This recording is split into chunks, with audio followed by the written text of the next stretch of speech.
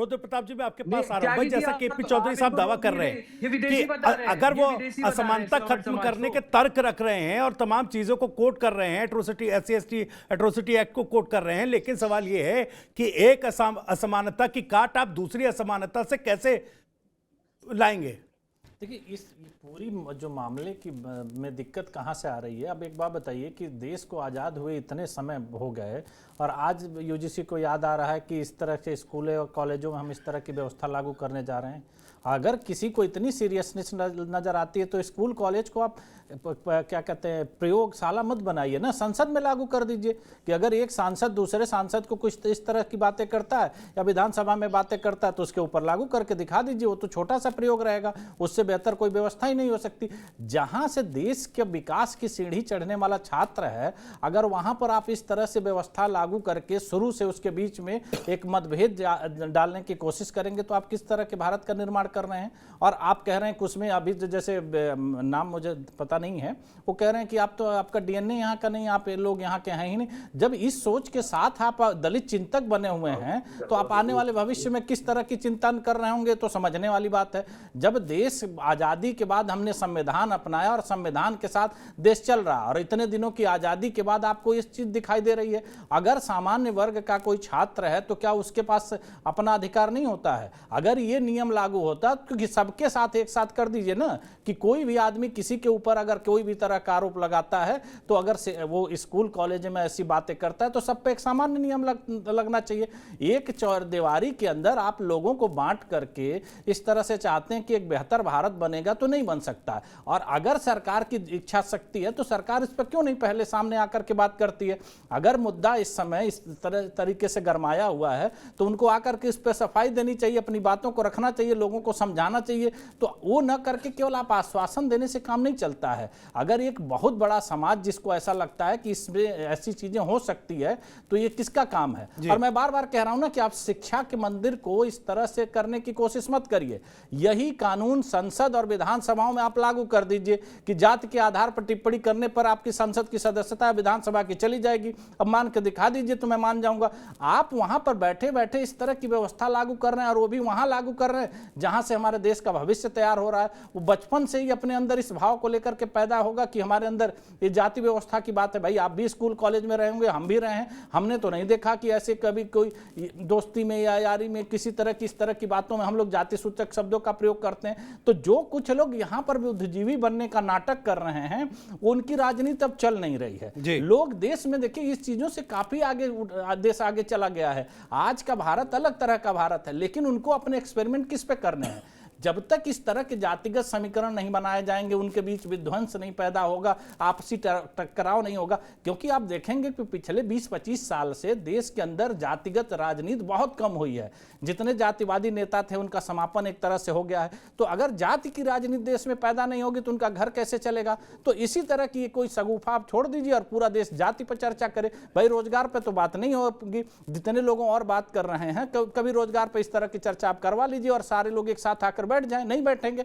लेकिन एक ऐसा मुद्दा दे दीजिए कि जिसमें देश आपस में बटे, और बटेगा तो उस हिसाब से इनको राजनीति करने का मौका मिलेगा। और वो प्रयोग इन्होंने स्कूल कॉलेजों से शुरू कर दिया है। पहले इन्होंने छात्र राजनीति में राजनीतिक पार्टियों की दखलंदाजी हुई, हर अलग अलग राजनीतिक दलों के अपने विंग हैं, और उसके बाद इन्होंने छात्र राजनीति में जाति का ऐसा कार्ड खेल दिया कि जो वहां से निकलेगा, क्योंकि आप स्कूल कॉलेज के बाद आप कहां आते हैं? किसी व्यवसाय में आते हैं, किसी नौकरी में आते हैं। तो उस नैरेटिव के साथ जब आप बाहर निकलेंगे तो आप किस सोच को आगे बढ़ाने वाले हैं? और उस पर कोई सब लोगों ने चुप्पी साध ली है क्योंकि उसमें आपको जाति का कार्ड नजर आ रहा है। तो मेरे कहने का मतलब यह है कि अगर कोई भी मुद्दा है, अगर UGC ऐसे मुद्दे पर काम कर रहा था, इस तरह के वो किसी कानून को लाने वाला था, तो उसके पहले भी डिस्कस कर लिया होता। क्योंकि आप किसी चीज को थोप थोड़ी सकते हैं। देश भाई संविधान से चलता है और संविधान सबके लिए समानता का अवसर देता है। ऐसा नहीं है कि देश में संविधान लागू हुआ है तो किसी वर्ग विशेष के लिए संविधान है। संविधान सबके लिए है और संविधान में सबके लिए समानता है। और और खास करके मेरा ये मानना है कि किसी भी राजनीतिक दल को छात्रों के जीवन के साथ खिलवाड़ करने का कोई अधिकार नहीं है। उनको अगर अपने राजनीतिक महत्वाकांक्षा साबित करनी है तो यही सेम नियम जो लागू किया गया है, मुझे समझाने की जरूरत नहीं है, आप विधानसभा और लोकसभा में लागू करके दिखा दीजिए कि अगर वहां जाति सूचक शब्दों का किसी के ऊपर प्रयोग किया जाता है सामान्य वर्ग द्वारा तो उनकी सदस्यता चली जाएगी। तो मैं मान लेता हूं कि यूजीसी में भी इसे लागू कर दिया जाए। ठीक है, सुनील शुक्ला जी, मैं आपके पास आ रहा हूं। सबके तर्कों को आपने सुना। मैं तो, क्योंकि देखिए, अब जब से ये यूजीसी एक्ट सामने आया है और जिस विरोध के स्वर इस पर उठे हैं, तब से कई डिबेट्स हो चुकी हैं। हर कोई अपने अपने तर्क रख रहा है।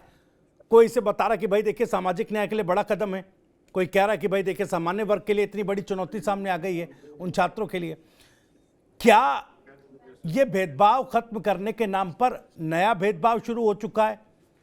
और जो सामाजिक न्याय बनाम स्वर्णों के विरोध की आप बड़ी बड़ी लकीरें, इसमें एक स्पष्ट लकीर देख रहे हैं कि भाई एक तरफ सामाजिक न्याय की बात हो रही है, लकीर के उस पार स्वर्ण समाज का विरोध है। अब ये क्या खालिस इस पर पॉलिटिक्स हो रही है? ये पूरा मामला जातिवाद में तब्दील हो चुका है और अब इस मामले में आगे संभावना क्या है स्वर्णों के इतने मुखर विरोध को देखते हुए? धन्यवाद त्यागी जी। एक तो जो चौधरी साहब ने कहा कि एससी एसटी एट्रोसिटीज एक्ट को सुप्रीम कोर्ट ने खत्म किया था जी, ये ऐसा नहीं है। सुप्रीम कोर्ट ने खत्म नहीं किया था, बल्कि उस एक्ट के दुरुपयोग को रोकने के लिए कुछ गाइडलाइंस जारी किए थे जी, केवल इतना ही सुप्रीम कोर्ट की भूमिका है। और सुप्रीम कोर्ट के आदेश के पहले उस एक्ट के दुरुपयोग को रोकने के लिए मायावती सरकार ने भी तब उत्तर प्रदेश सरकार में संशोधन किए थे। उस एक्ट का कितना दुरुपयोग हुआ था एक केपी चौधरी साहब को पता है, पूरे समाज को पता है। खैर, अब आप यूजीसी का जो एक कानून आया है उसकी बात कर लीजिए। केपी चौधरी साहब जितने सम्मानपूर्वक इस कानून का समर्थन कर रहे हैं, केपी चौधरी साहब ये बता दें कि देश में आरक्षण का नियम तो आज लागू नहीं है, बहुत पहले से लागू है। कितना लागू हो रहा है उसको सरकार कितना लागू कर दे रही है? सरकारी कानून से, आदेशों से कोई चीज होने वाला नहीं है। यह जो समानता का कानून लाया है यूजीसी ने, इससे क्या समझते हैं आपकी समानता लागू हो जाएगी? 2012 में भी तो समानता का कानून था, इसी यूजीसी ने लागू किया था, जिसको लेकर के सुप्रीम कोर्ट तक हंगामा हुआ। सुप्रीम कोर्ट ने निर्देश दिए तो आपने ला करके उसमें ओबीसी जोड़ दिया। 2012 में भी इसी तरह के कानून थे। क्या हो गए? मैंने उत्पीड़न खत्म हो गया, पक्षपात खत्म हो गया। यह सरकार जो शिक्षा को महंगा कर रही है, शिक्षकों की भर्ती नहीं कर रही है, कोई आज तक एक बेहतर शिक्षण संस्थान इस देश में नहीं बना पाई, कोई बेहतर वैज्ञानिक शोध संस्थान नहीं बना पाई। वह कह रही है कि हम शिक्षा में समानता लाना चाहते हैं और ये schedule caste, schedule tribe, women, handicap और ओबीसी के साथ कोई भेदभाव नहीं होना चाहिए। सामान्य वर्गों के साथ क्यों होना चाहिए? भेदभाव तो किसी के साथ हो सकता है। आप यह क्यों नहीं कहते हैं कि शिक्षण संस्थानों में किसी वर्ग के विद्यार्थी के साथ कोई भेदभाव नहीं कर सकता? इस बात की क्या गारंटी है कि केपी चौधरी साहब किसी विभाग के विभागाध्यक्ष हैं और शुभम शर्मा उस वहां पे विद्यार्थी हैं तो इनका उत्पीड़न नहीं हो सकता? एक गारंटी कौन दे सकता है? और जब इनका उत्पीड़न होगा, इनके साथ असमानता का व्यवहार किया जाएगा तो कहां जाएंगे? बावजूद इसके मैं ये जो कानून आया है, मैं इसको इस आधार पर इसका विरोध करता हूं कि इससे हासिल कुछ नहीं होने वाला। भारतीय जनता पार्टी की एक राजनीतिक पहल है ओबीसी के लोगों को अपने पक्ष में पोलराइज करने के लिए, और यह जो आंदोलन चल रहा है वह भी बीजेपी का प्रायोजित आंदोलन मैं इसको मानता हूं।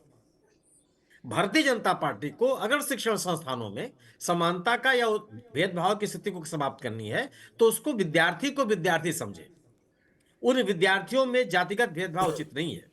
किसी भी विद्यार्थी के साथ भेदभाव नहीं होना चाहिए, और कोई उसके साथ सामान्य वर्ग का विद्यार्थी जो विभागाध्यक्ष है वो सामान्य वर्ग के विद्यार्थी के साथ भेदभाव नहीं कर सकता।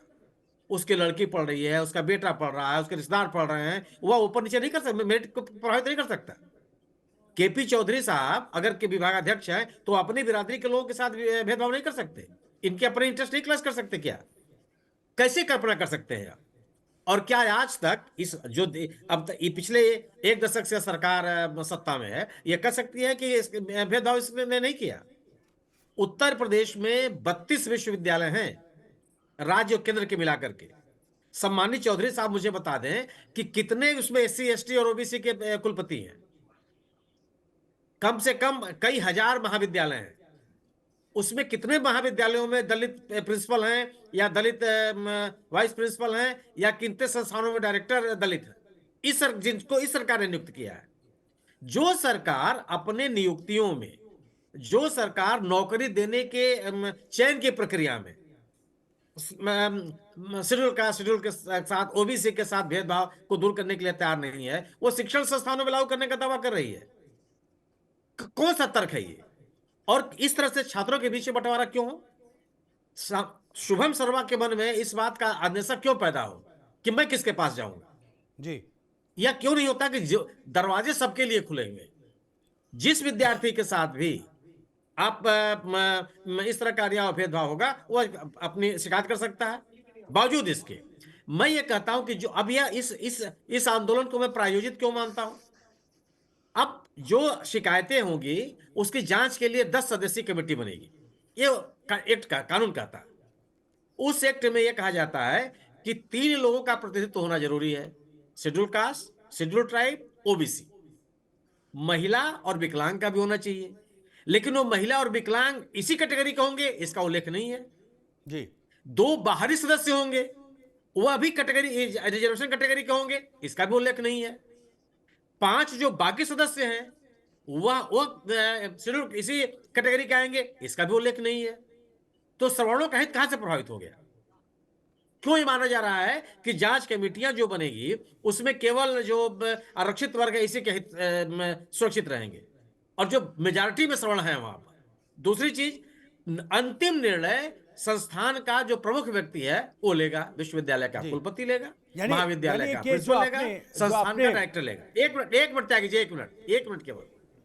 और इन संस्थानों में देशव्यापी क्रॉस द कंट्री में आपसे बात कर रहा हूं जहां भारतीय जनता पार्टी के लोग हैं, कहां पर पिछड़े और दलित वर्ग के लोग इन प्रमुख पदों बैठे हुए हैं? पिछले 12 वर्षों से इस सरकार ने कितने दलितों को, कितने पिछड़े वर्ग के लोगों को प्रमुख पदों पर स्थापित किया? भारतीय जनता पार्टी चौधरी साहब को इस सेट का जम के विरोध करना चाहिए। जो भारतीय जनता पार्टी अपने इतिहास में किसी भी राज्य में दलित को मुख्यमंत्री नहीं बनाई है, उसके द्वारा जारी किए जा रहे इस कानून के लिए भी चौधरी साहब बड़े मगर हो रहे हैं। समाज जो खड़ा है इस कानून से चौधरी साहब का भी हित होने वाला नहीं है, मेरे समाज का भी हित होने वाला नहीं है, शुभम शर्मा के भी हितों का सवाल नहीं होने वाला है। जो रुद्र प्रताप जी ने कहा ये बिल्कुल जायज है, क्या पहले अपने बीच में लागू कर लो, आप अपनी पार्टी में, अपने संगठन में लागू कर लो। आप कहो कि नहीं हमारी पार्टी में भी अगर किसी, अब लोकसभा के भीतर भारतीय जनता पार्टी के सांसद ने एक अल्पसंख्यक समुदाय के सांसद को सरेआम गालियां दी, क्या हो गया आज उसमें? चौधरी साहब को इस बात का विरोध करना चाहिए कि आप एससी, एसटी, ओबीसी की बात करते हो, माइनॉरिटी कहां जाएगी? माइनॉरिटी का उल्लेख क्यों नहीं है? और अगर माइनॉरिटी का उल्लेख नहीं है तो राजनीति प्रेरित नहीं है तो और क्या है? इससे समाज का भला करना जा रहा है या केवल और केवल एक आंदोलन इसलिए खड़ा किया जा रहा है कि ओबीसी का जो पोलराइजेशन हो उस पार्टी की, बीजेपी के पक्ष में जाए? उनको ये पता है कि जो सरल समुदाय है भले कितना हल्ला गुल्ला कर ले, आंदोलन कर ले, झंडा जुलूस निकाल ले, झंडा फहरा ले, आखिरकार उसका मतदाता वो बीजेपी का ही मतदाता, उसको छोड़ के जाने वाला नहीं है, तो वो उनको ओबीसी का वोट चाहिए। तो पूरे के पूरे 2012 के कानून में केवल उन्होंने एक ओबीसी शब्द डाल दिया और पूरा का पूरा समाज उद्दुलित हो गया। धर्मेंद्र प्रधान साहब कह रहे हैं किसी के साथ अन्याय नहीं होगा, क्या कर लेंगे आप? कौन सा आपके पास जादू की छड़ी है, क्या आप रोक लेंगे? ये केवल ये एक राजनीतिक पहल है और इस राजनीतिक पहल की कोशिश केवल भारतीय जनता पार्टी को, ओबीसी समुदाय को अपने प्रति आकर्षित करने की कोशिश है। यह शिक्षण संस्थानों में समानता के अवसर सृजित करने का प्रयास नहीं है। जी मेरे पास है प्योर पाव भाजी का मसाला, पाव भाजी मसाला, पाव भाजी को टेस्टी बना डाला, सबका राजा आल प्योर मसाला। ये है सीक्रेट रेसिपी MDH का जीरा सिर्फ जलजीरा मसाला। सिप जीरा सिप MDH का जलजीरा